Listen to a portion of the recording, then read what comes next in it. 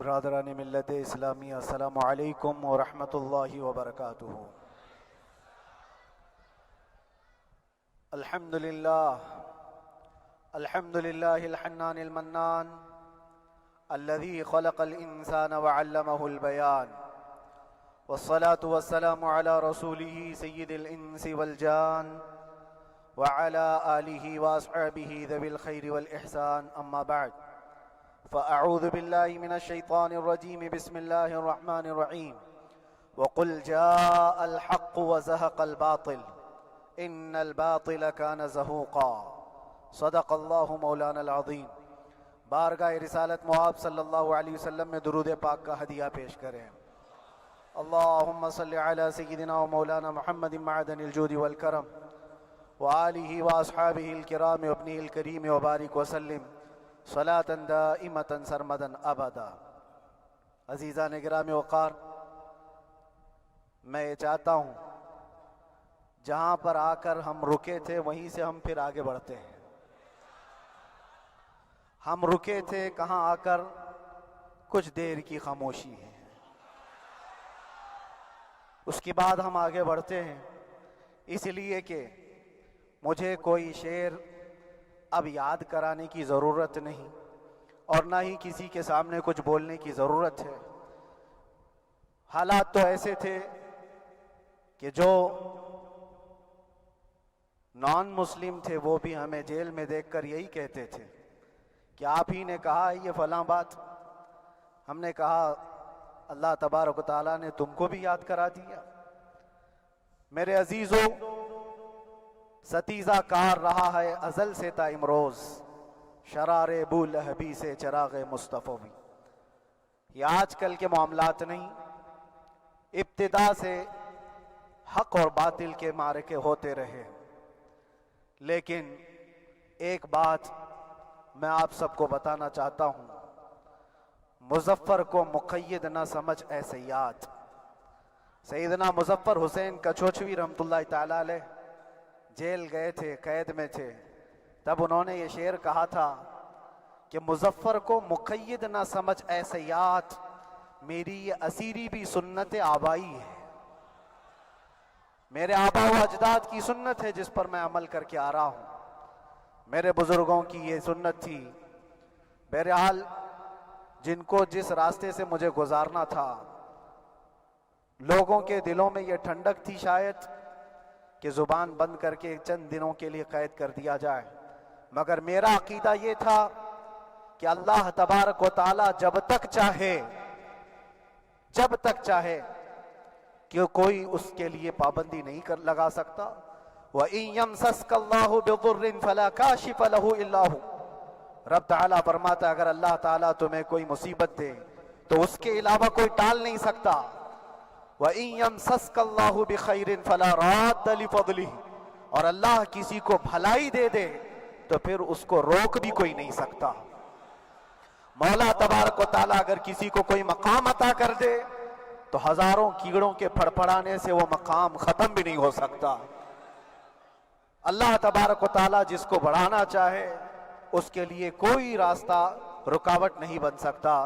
اس لیے کہ ہم نے تاریخ میں دیکھا ہے پیبند لگے کپڑے پہننے والے، پیروں میں چپل نہیں تھے، جن کے ناخن تک اکھڑ جاتے تھے، لیکن وہ جب چلتے تھے قیصر و کسریٰ بھی کانپتے تھے، جن کا ہی یہ نعرہ تھا ٹل نہ سکتے تھے جنگ میں اگر اڑ جاتے تھے، پاؤں شیروں کے بھی میدان سے اکھڑ جاتے تھے، حق سے سرکش ہوا کوئی تو بگڑ جاتے تھے، ارے تیغ کیا چیز ہے ہم توپ سے بھی لڑ جاتے تھے۔ یہ وہ صحابہ کرام اور اسلاف کرام، ان کا یہ معمول تھا۔ بظاہر ان کے پاس کوئی اسباب نہیں تھے لیکن اللہ کی مدد تھی، وہ پانی کی طرح بہتے ہوئے چلے گئے، نہ چٹانوں نے ان کا راستہ روکا نہ دریاؤں نے ان کا راستہ روکا، وہ جس طرف سے جاتے تھے اللہ تعالیٰ ان کے لیے راستے بناتا تھا۔ عزیزان گرامی وقار، کون ہے وہ جو دریائے دجلہ میں اپنے گھوڑے دوڑائے تھے؟ کون ہے وہ جو دریا میں اپنی کشتیاں ڈال کر جلا دیا تھا کہ واپس جانے کا کوئی تصور نہ ہو؟ یہ سب میرے مصطفیٰ کریم کے دیوانوں کی ہی بات تھی۔ اسی لیے آج بھی دنیا گھبراتی ہے تو شانے لوگوں سے نہیں، دیوانوں سے ہی گھبراتی ہے۔ بہت زیادہ چالاک رہنے والوں سے نہیں، دیوانوں سے دنیا گھبراتی ہے، اس لیے کہ دنیا کو پتا ہے، دنیا جانتی ہے کہ دیوانہ کہاں دیکھتا ہے کسی کو پتا نہیں۔ اور یہ اس دیوانے کی بات کر رہا ہوں جس کے لیے اللہ کے حبیب صلی اللہ تعالیٰ علیہ وسلم کی عزت و وقار سب سے اول ہے۔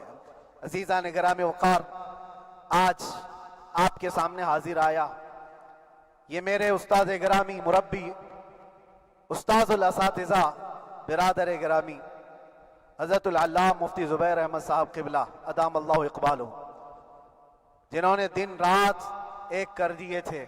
میرے خیال سے 8 مہینے میں جتنے ان کے بال سفید ہوئے اس سے زیادہ نہیں ہوئے ہوں گے، صرف اس لیے نہیں کہ ایک بھائی کے لیے، اس لیے بھی لڑ رہے تھے کہ ایک عالم کے لیے جس سے دین کا بہت سارا حصہ وابستہ ہے۔ ان کی محنتیں رائگاں نہ گئیں۔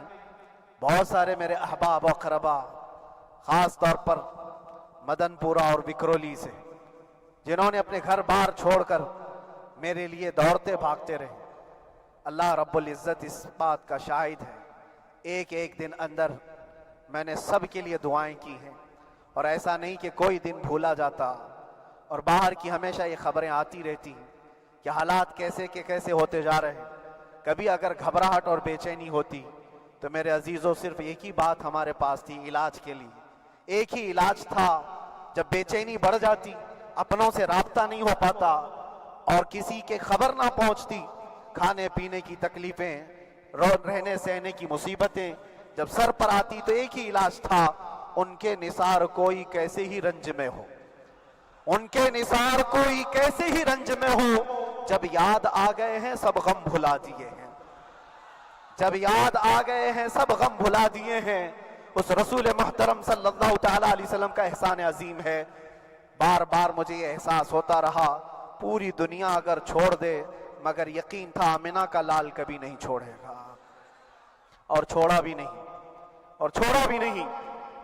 ہر رات جو ہمارا معمول تھا، ہم نے جو دیکھا، ہماری پچھلی زندگی میں ہم نے اتنے عجائبات نہیں دیکھے ہوں گے جو 8 مہینے کے اندر ہم نے دیکھے۔ نبی پاک صلی اللہ تعالیٰ علیہ وسلم کے انعامات و اکرامات، رب تبارک و تعالیٰ کی مدد سے دل مضبوط ہوتا ہے۔ عزیزان گرامی، ہم نے تو وہاں ایسے لوگوں کو دیکھا جو ڈپریشن کا شکار ہو کر کافر بھی ہو گئے، اور حالات سے گھبرا کر کے وہ انکار کر بیٹھے، کوئی خدا نہیں ہے، کوئی مدد نہیں آتی ہے۔ ایسے حالات وہاں دیکھے، لیکن ان حالات میں بھی اللہ تبارک و تعالیٰ کی مدد ساتھ رہی۔ رسول پاک صلی اللہ تعالیٰ علیہ وسلم کا انعام و اکرام یہ تھا کہ جس طرح سے گئے تھے اسی طرح سے واپس بھی آئے، جس طرح سے گئے تھے ویسی واپس آئے، اور نہ میرے مصطفیٰ نے باہر میری عزت میں کمی کی، نہ اندر عزت میں کمی کی، کہیں پر بھی نہیں۔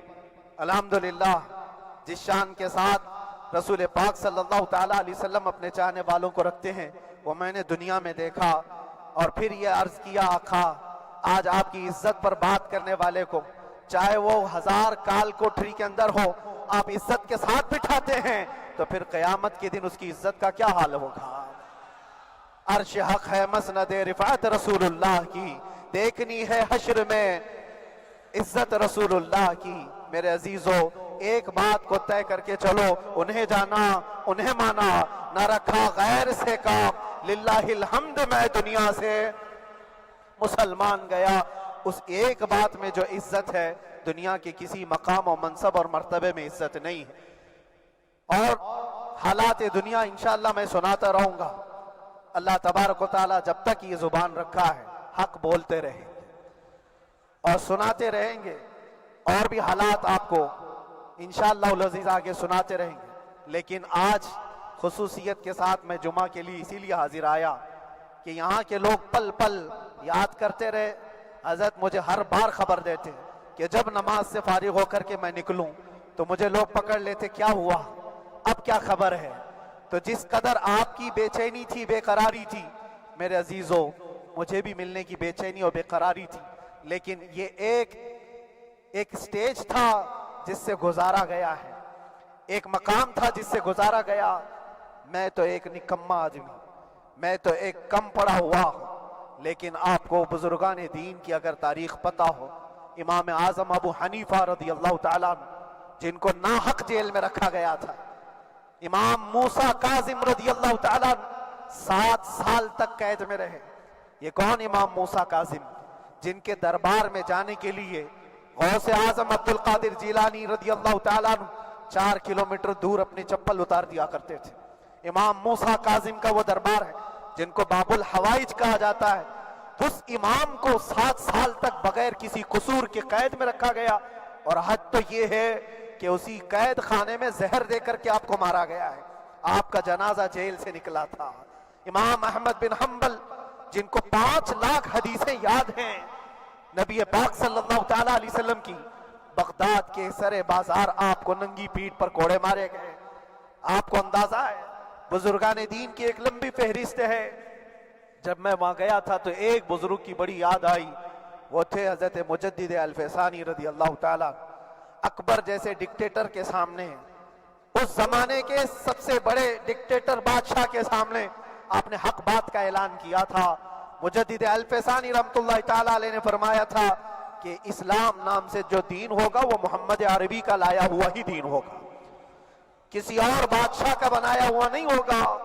اس بات پر آپ کو قید میں ڈالا گیا تھا، 8 سال تک قید میں رکھا گیا۔ 8 سال میں بادشاہ مر بھی گیا، بیٹا بادشاہ بنا، لیکن کسی نے آ کر جہانگیر کے سامنے یہ بات رکھی کہ آپ کے باپ نے جس مولانا کو قید میں ڈالا تھا گوالیار کی جیل میں، 8 سال میں جیل کا نقشہ بدلا ہوا ہے۔ تو بادشاہ نے پوچھا ہوا کیا ہے؟ کہا کہ اس مولانا نے 8 سال میں تقریباً 700 قیدیوں کو عالم بنا دیا ہے۔ درس حدیث، درس تفسیر، قرآن کا علم، نمازیں جماعتوں سے وہاں اس طرح ادا ہوتی ہیں جیسے لگتا ہے گنبد خضرا کی چھاؤں میں ہے۔ رب تبارک و تعالیٰ کا یہ احسان عظیم تھا۔ ان 8 مہینوں میں بحمدہ تعالیٰ میں نے اپنی لائف میں کبھی اتنی امامت نہیں کی تھی جتنی وہاں امامت کیا، اس لیے کہ پابندی نہیں ہو پاتی۔ جب جب امام رہا مسجد میں چھٹیاں ہوا کرتی تھی، ادھر ادھر آنا جانا، لیکن وہاں پر کبھی کسی نماز میں چھٹی نہیں ہوئی، اور امامت اللہ تبارک و تعالیٰ کو جہاں لینا ہے وہاں لیتا رہے۔ اور مجھے اس بات کا تھوڑا قلق تھا، 24 سال سے میں تراویح سنا رہا تھا، 24 سال، 24 تراویح ہو چکی تھی، رمضان المبارک کا 24 گزر چکے تھے، 25واں سال تھا، ظالموں نے مجھے رمضان سے پہلے اندر کر دیا۔ بار بار یہ خواہش ہوتی تھی کہ میری تراویح چھوٹنے نہ پائے، 25ویں تراویح ہے، 25ویں محراب ہے، لیکن رب تبارک و تعالیٰ کا احسان، اندر موجود سارے مسلمانوں نے یہ مطالبہ کیا کہ ہم یہاں جماعت سے تراویح قائم کریں گے، اور اب تک لوگ الم تری کیف والی تراویح کبھی کبھار پڑھ لیا کرتے ہیں، لیکن سارے لوگوں نے مل کر کے یہ اتفاقاً کہا کہ ہم پورا قرآن آپ سے سننا چاہتے ہیں۔ کیسے کیسے قیدی تھے، کیسے کیسے کرائم والے تھے۔ میں نے کہا آج میں ایک دن پڑھاتا ہوں، ایک پارہ پڑھوں گا، آپ کو اگر لگے تو بتا دینا، بھاری پڑ جائے، کیونکہ لوگ سارے کرمنل ہیں اور کئی طرح کے جرائم کیے ہوئے لوگ ہیں۔ نماز دین سے کہاں زیادہ رشتہ، کہاں ہو سکتا ہے یہ گھبرا کر بھاگ جائیں۔ ایک دن پڑھاؤں گا، اگر آپ کو لگے تو بول دینا، نہیں تو کل سے الم تری۔ پہلے دن تراویح پڑھا ہے، دوسرے دن سارے لوگوں نے کہا آپ نے ایک پارہ پڑھایا ہے، سحری تک بھی پڑھائیں گے تو انشاءاللہ کھڑے رہیں گے۔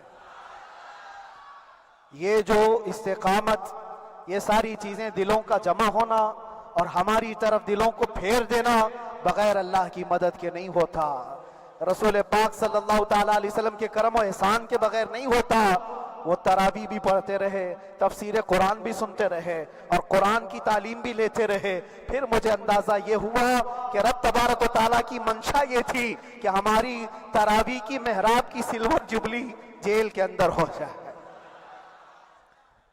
مجھے اس بات کا کوئی قلق نہیں رہا کہ میری کوئی چیز چھوٹ گئی ہے۔ ہاں، عید، بقرعید، محرم، یہ تمام چیزیں لوگوں کی یاد تو رہتی، رشتہ دار، احبا، اقربا کی یاد، لیکن اللہ کی مرضی، میرا رب تبارک و تعالیٰ جو پسند کرے اس میں ہم راضی ہیں۔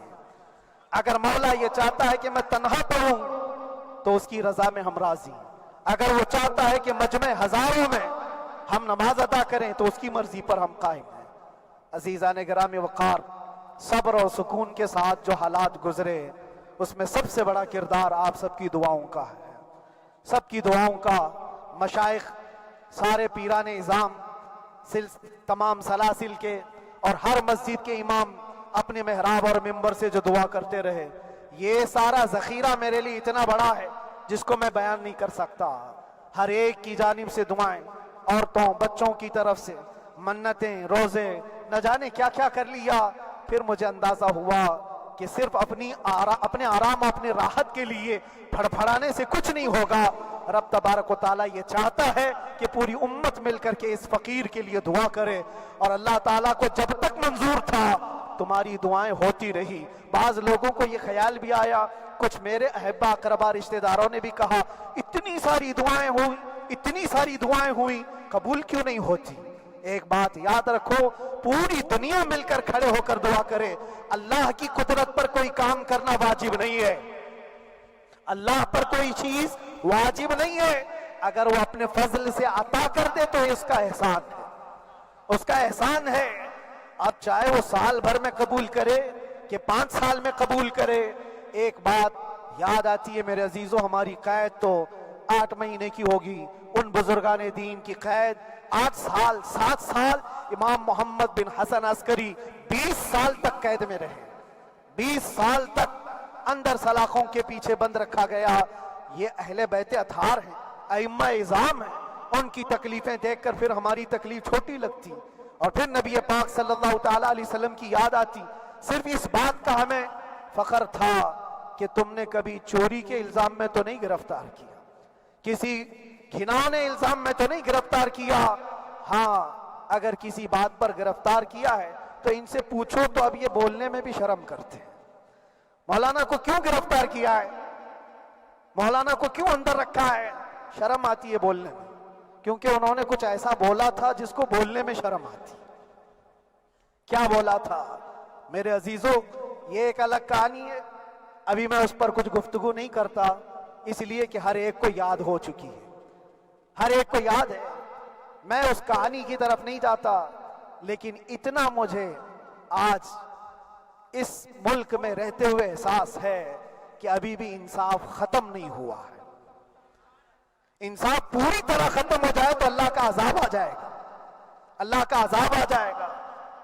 چند لوگ نا انصافی کر سکتے ہیں، لیکن پوری کی پورے روئے زمین پر رہنے والے انسان نا انصافی کرے، ایسا نہیں ہوتا۔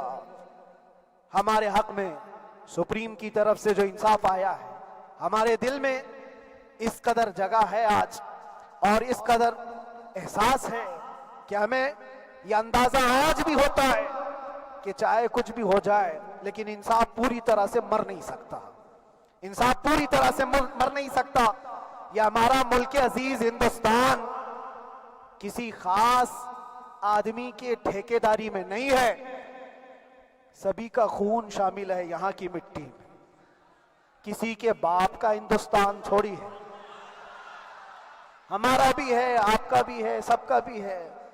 اور میرے عزیزو پتہ نہیں، یہ بھی شاید راحت اندوری صاحب کا شعر ہے، اور اس سے پہلے بھی کچھ بولا تھا، وہ بھی ان کا ہی تھا، تو ڈینجر ہی ہوا کرتا ہے۔ اللہ تبارک و تعالیٰ آپ سب پر فضل فرمائے، کرم فرمائے۔ جو چیز خاص طور پر بولنی ہے وہ یہ ہے، ان حالات سے آج جو گھبرائے ہوئے ہیں یہ وہ لوگ ہیں جو عیش پرست ہیں۔ میں کسی کو خاص ٹارگٹ کر کے نہیں کہنا چاہتا، لیکن بہت سارے وہ لوگ جو اثر و رسوخ رکھتے ہیں لیکن وہ آگے آنا نہیں چاہتے۔ دین اسلام پر حملے ہوں، حضور پاک کی عزت پر حملہ ہو، کسی کو بولنا نہیں ہے، کیونکہ پتہ ہے دیکھو اس مولانا کو کس طرح کی ہے، اسی طرح دوسروں کو بھی کر دیا جائے۔ جو کمفرٹ زون میں بیٹھنے کے عادی ہو گئے وہ اپنا ایریا چھوڑ کر ہٹنا نہیں چاہتے۔ اگر میں کچھ کہوں گا حضور پاک صلی اللہ تعالیٰ علیہ وسلم کی ناموس کے لیے تو میرا عیش خطرے میں آ جائے گا۔ اکثر کی یہی سوچ ہے، میرا تو اپنا دھندا ہے، میرا بزنس ہے، میرے بیوی بچے ہیں، ہو سکتا ہے مولانا کو کسی چیز کی فکر نہیں ہوگی۔ آپ کو میں بتاؤں، آپ کو اندازہ نہیں ہمارے دل میں ہمارے بچوں کی کتنی محبت ہے۔ میرے بھی چھوٹے سے بچے ہیں، جب وہ جیل کی سلاخوں کے سامنے آ کر آنسو بہاتے تھے تو دل پر چھریاں چلتی تھی.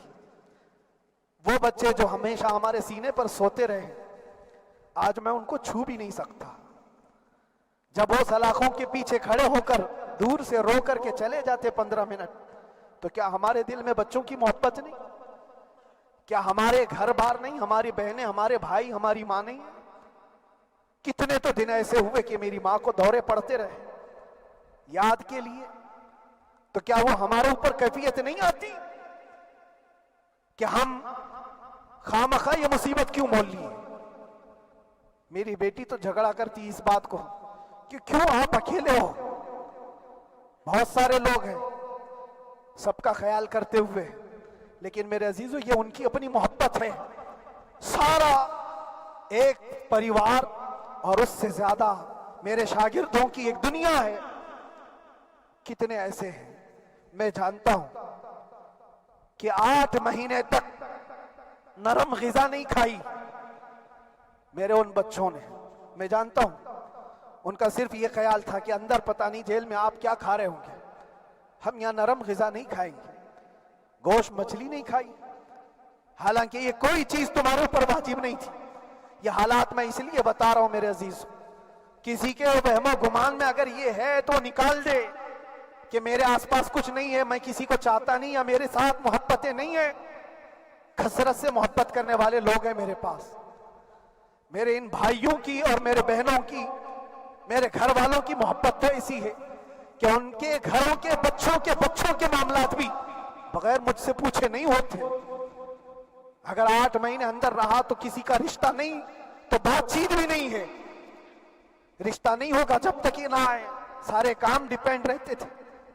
مجھے بھی ان تمام چیزوں کا احساس ہے, لیکن یہ سب چیزیں ایک طرف, میرے مصطفیٰ کی عزت اپنی طرف.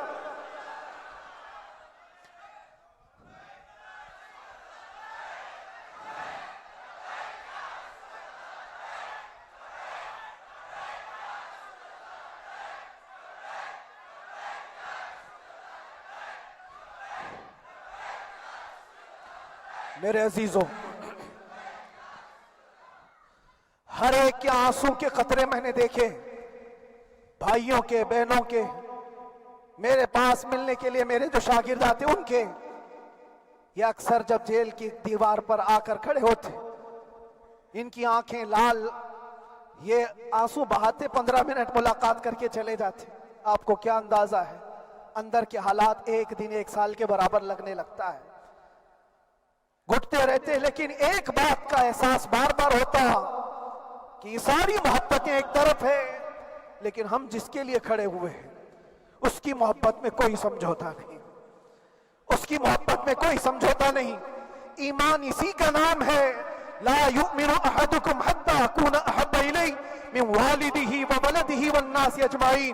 تم میں سے اس وقت تک کوئی پورا مومن نہیں ہو سکتا جب تک کہ اپنی اولاد, اپنے مال دولت, اپنے ماں باپ, سب سے زیادہ اپنے رسول سے محبت نہ کرے.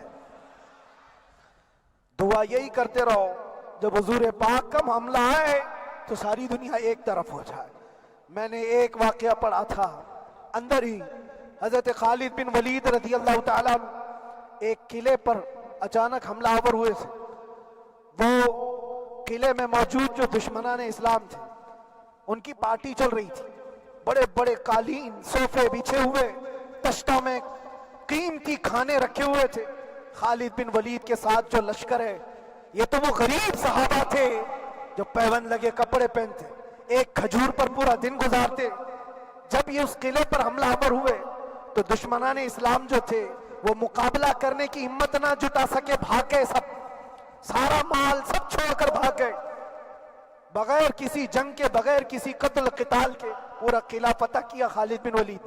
اب سنو, جو صحابہ تھے وہ مال غنیمت جمع کر رہے تھے, کیونکہ یہ عرب کے لوگ ایسے مہنگے قالین نہیں دیکھے تھے, ایسے مہنگے صوفے, اتنی قیمتی غذائیں انہوں نے دیکھی نہیں تھی. سب جمع کرنے لگے, سب جمع کرنے لگے. خالد بن ولید نے کہا, خبردار ہاتھ مت لگانا, سب ہٹ جاؤ.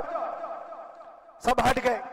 چند صحابہ کو بلایا, یہ سب جمع کرو, اس کو آگ لگا دو. پورا مال غنیمت جو تھا آگ لگا دیا. تو جو صحابہ تھے وہ کہنے لگے, کیا یہ اچھا ہوتا یہ سب میں آپ تقسیم کر دیتے؟ یہ بہت قیمتی چیزیں ہیں، عرب میں ہم لے جاتے تو یہ بہت مہنگی چیزیں ہیں۔ خالد بن ولید نے کیا کہا جانتے ہو؟ کہا اگر تم کو بھی ان تمام چیزوں کی عادت لگ جائے تو تم بھی ویسے ہی بھاگو گے جیسے یہ بھاگے۔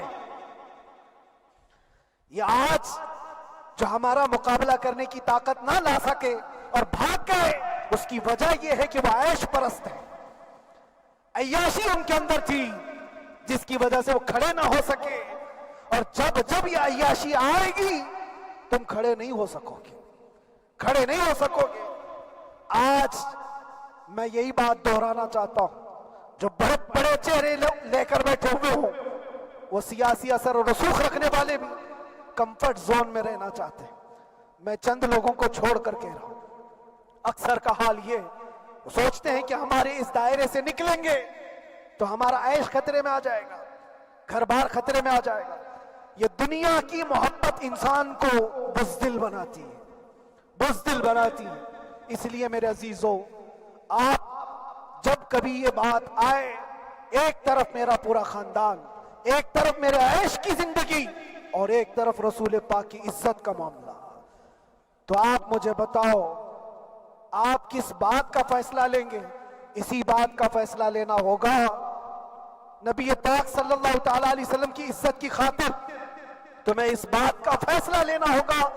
اپنا سب کچھ گنبد خضرا کل بھی تھا آپ، میرے نبی سے میرا رشتہ کل بھی تھا آپ، اور بتلا دو گستاخ نبی کو غیرت سنی زندہ ہے، ان پہ مر مٹنے کا جذبہ کل بھی تھا آپ۔ بس یہ جذبہ باقی رہے، ہم کسی کو لڑنے کے لیے، مرنے کے لیے، مارنے کے لیے میدانوں میں اتارنے کی بات نہیں کرتے۔ میں اکثر اپنی تقریروں میں کہا کرتا ہوں، یا آپ سے پہلے بھی کیا، اگرچہ میری تقریروں کو ڈائیورٹ کیا جاتا ہے، آج بھی بہت لوگ ہوں گے، بلکہ آج مدن پورہ کا یہ پہلا جمعہ ہے، مجھے اندازہ ہے پورا ہندوستان نہیں باہر بھی سب کی نظریں اس پار ہیں کہ آنے کے بعد یہ کیا بولتا ہے، آنے کے بعد یہ کیا بولتا ہے۔ سب اسی انتظار میں ہیں، میں سب کو ایک ہی میسج دوں گا، آنے کے بعد وہی بولے گا جو پہلے بولتا تھا۔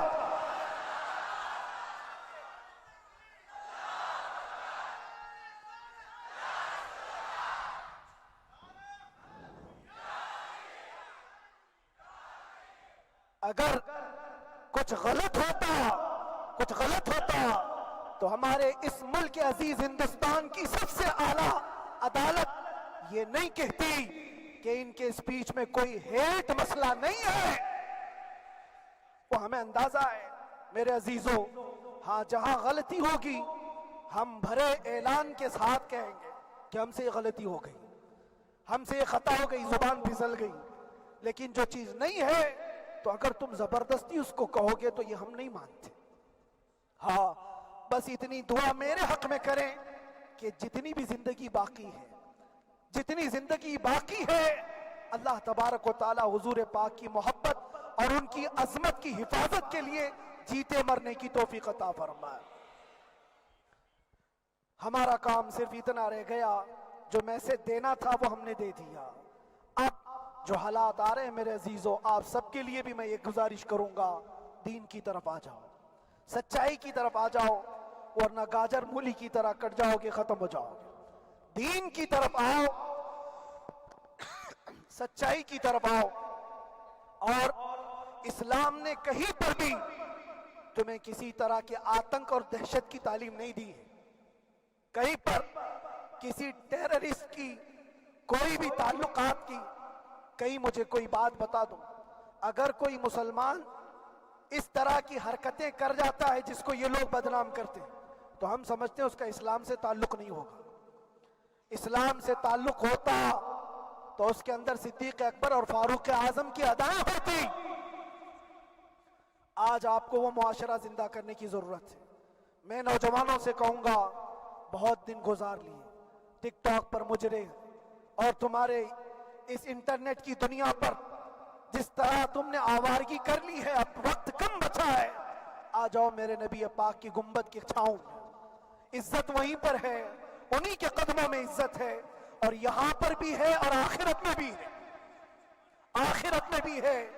بس اس عزت کے لیے آپ سب سے میں گزارش یہ کروں گا، سچائی کی طرف واپس آ جاؤ، سچائی کی طرف واپس آ جاؤ۔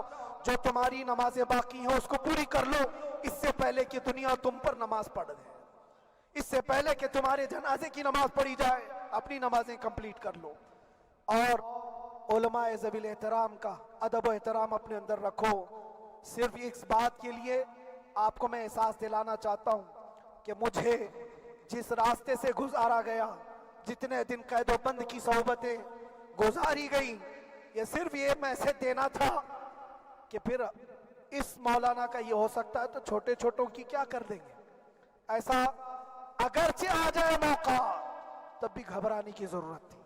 آپ کو پتہ ہے اس ملک عزیز ہندوستان کی آزادی میں 30,000 علماء کو پھانسیوں پر لٹکایا گیا۔ انگریزوں نے 30,000 علماء کو کشمیر سے لے کر دلی تک ہر درخت پر ایک عالم کی لاش لٹکتی تھی۔ انہوں نے قربانیاں دی ہیں، قربانیاں بزرگان دین کے علماء ذوی الاحترام کی ہوئی ہیں۔ یہ اور بات ہے کہ اس جنریشن نے آج ہم کو دیکھا تو ان کو بہت بڑا لگتا ہے، یہ کوئی بہت بڑی بات نہیں تھی، بہت بڑی بات نہیں تھی۔ اس پروسیس سے بہت سارے علماء کو گزارا گیا ہے۔ سرکار مجاہد ملت رحمت اللہ تعالی علیہ ایمرجنسی کے زمانے میں 18 مہینے تک قید میں گزارے، 18 مہینے تک ایمرجنسی، وہ بھی ڈکٹیٹر کا زمانہ تھا۔ اس زمانے میں بھی آپ اندر رہے، لیکن باہر آنے کے بعد نہ آپ کے مشن میں کوئی کمی آئی، نہ آپ کی زبان میں کوئی لکنت آئی۔ اللہ والے جو ہیں وہ اللہ کی رضا کی طرف اور رسول پاک کی رضا کی طرف ہوتے ہیں۔ ہم سب بھی اس مشن کو آج یہاں سے زندہ کرتے ہیں، جہاں سے ہم چھوڑے تھے وہیں سے آگے بڑھتے، جہاں سے ہم چھوڑے تھے وہیں سے ہم آگے بڑھتے ہیں۔ کسی کو اگر کچھ برا لگتا ہے تو وہ اس کے سمجھ کا قصور ہے، اس کے فہم کا قصور ہے۔ ہم نے کسی کو ٹارگٹ کر کے کبھی کہا نہیں، بلکہ یہ تو کامن بات ہے، ایک تو کامن کہی جانے والی بات ہے۔ فخر سے اگر کوئی آدمی اپنے گھر میں کہے کیا بات ہے مولانا آج صبح سے تمہارے گھر میں کچھ ہلچل نہیں ہے، کچھ ہلچل نہیں ہے، ہو سکتا ہے تمہارے گھر میں کوئی نہ ہو، تم اکیلے بیٹھے ہو، بیوی کہیں گئی ہے، ماں کہیں گئی ہے، گھر میں کوئی بنانے والا نہیں ہو، گھر میں خاموشی ہے، تو تم اگر اس کو جواب دے دو کہ کچھ دیر کی خاموشی ہے، شام میں آ جائے گی، کچھ دیر کی خاموشی ہے، شام میں آ جائے گی، تو کیا گناہ کیا، کیا گناہ کیا؟ اس کے حالات پر وہ بول رہا ہے، اس کے گھر میں خاموشی ہے اسی لیے بول رہا ہے۔ ہم نے بھی اسی لیے کہا کچھ دیر کی خاموشی، اسی لیے کہ ہم جانتے ہیں اسلام وہ نہیں ہے جو یہاں دکھ رہا ہے آج، اسلام تو وہ تھا جو صدیق اکبر کے زمانے کا تھا، اسلام تو وہ تھا جو فاروق اعظم کا تھا، اسلام تو وہ تھا جو عثمان غنی اور حیدر کرار کا تھا۔ تو وہ جو ہلچل تھی وہ خاموش ہے، صلاح الدین ایوبی کا دور تھا، وہ اسلام کی ہلچل تھی۔ تو میرا گھر آج خاموش ہے، اس لیے تو میں پکار کر کے رہا ہوں کچھ دیر کی خاموشی ہے، اور ہمیں اپنے رب سے یقین ہے یہ خاموشی ایک شام ٹوٹے گی، کوئی صلاح الدین آئے گا۔ اور اللہ تبارک و تعالی ہم سب کے اس عزم اور حوصلے کو زندہ رکھے، اور آپ سب کی محبتوں کو سدا سلامت رکھے، اور میرے آقا صلی اللہ تعالی علیہ وسلم کے قدموں پر مر مٹنے کی ہمیں توفیق عطا فرمائے۔ وآخر دعوانا الحمدللہ رب العالمین، لبیک یا رسول اللہ۔